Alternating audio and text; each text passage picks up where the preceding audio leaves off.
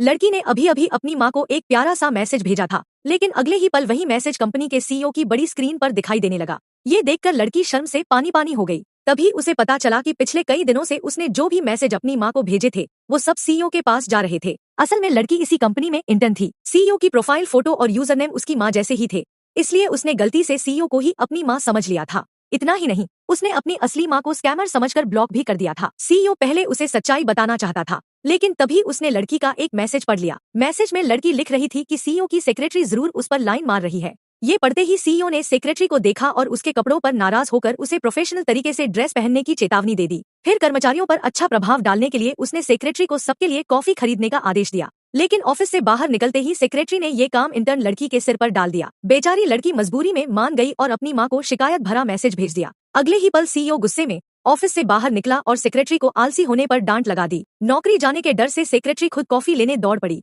उधर सीईओ की छोटी बहन ने देखा कि उसका भाई बार बार लड़की का पक्ष ले रहा है, तो उसे दोनों पर शक होने लगा। वह रिपोर्ट देने के बहाने सीईओ के ऑफिस पहुंची और सीधे पूछ बैठी, क्या आपको वो लड़की पसंद है?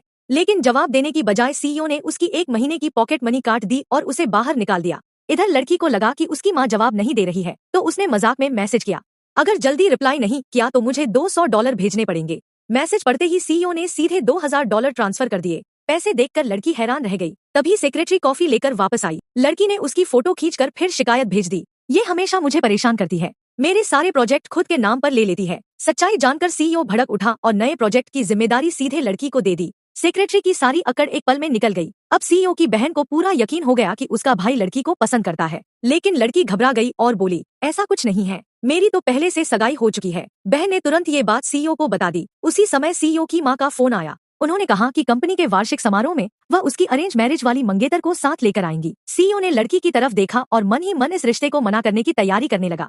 उसे बिल्कुल अंदाजा नहीं था कि वही लड़की उसकी होने वाली मंगेतर है।